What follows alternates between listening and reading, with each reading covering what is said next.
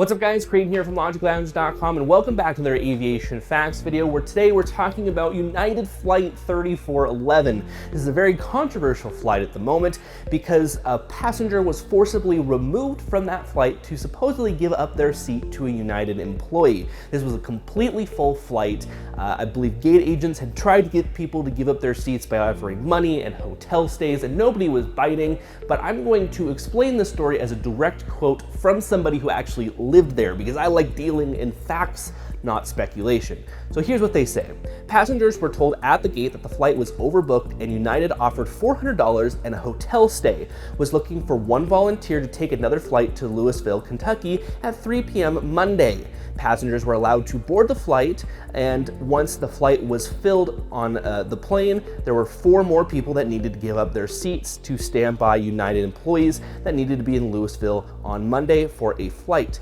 Passengers were told that the flight would not take off until the United crew had seats, and the offer was increased to $800, but no one volunteer came. So basically this is a standard practice for many airlines out there, not even United. It's called deadheading. Deadheading basically allows a United employee to get to their final destination, whether that's to get home or to be prepared for another flight. So United employees don't really live in the places that they may take off from. You may have, let's say, a United employee living in Seattle, but their work for that day begins in San Francisco. So what they need to do is they need to deadhead a flight. That means they're not paid for it. They are taking this flight from Seattle to San Francisco, usually as a passenger on a United flight going between those two cities, so then they can work that San Francisco flight to wherever they're going. This is very common out there with a lot of airlines, and you'll see this happening day in and day out. And that's usually what is happening when these flights get overbooked. They're trying to find seats for these people. Now, there are some carriers out there who do intentionally overbook seats like Southwest, but we're talking about United, a very large flagship carrier here. So basically they needed to get these 4 people to Kentucky to supposedly work a flight for that next day. This could potentially be a lot of money lost for United because they don't have employees to work the flight that needs to go out that next day. So it's kind of important for them to get these employees there. Whether that should resort to violence, I don't think so.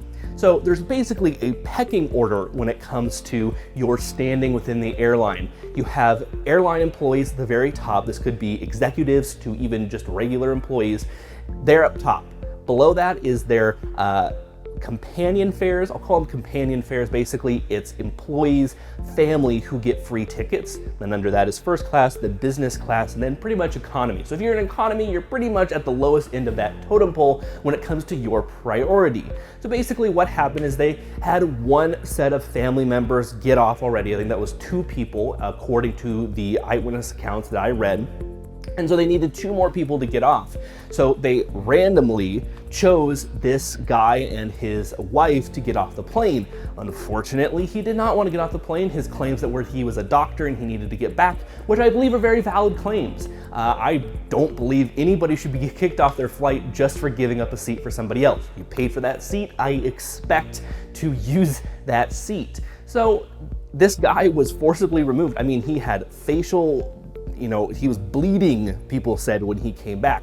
And that's not right for an airline at all whatsoever. That's not right for anybody to do that to anybody. And you have these 3 officers who forcibly remove this guy for a flight just to give up a seat for a United employee.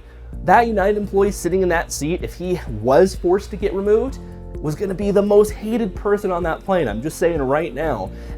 Fortunately, he was able to get back on the flight, but I guess he was bleeding, but he was able to continue on through the day. And that's kind of where we sit right now. We're kind of in the midst of this story blowing up. I wanted to get the facts out there, especially for something called deadheading. A lot of people don't know how that works, or how employees get from point A to point B so that they can work. And it's just, the airline industry is very interesting at this current moment. I wanted to clear up a lot of that stuff there. Do I think this should have happened? No, of course not. Should those employees have found another flight? Probably. But you don't know. It's late at night. You might have not had another flight until the next day. You could have delayed flights. You could have lost money. The airline probably should have been a little bit more prepared for that. Just saying. Other than that, leave your comments in the comment section down below. Leave your responses to just the craziness that has happened in this story. Thank you guys so much for watching. Be sure to like, share, comment, and subscribe. And of course, I will see you guys in our next video.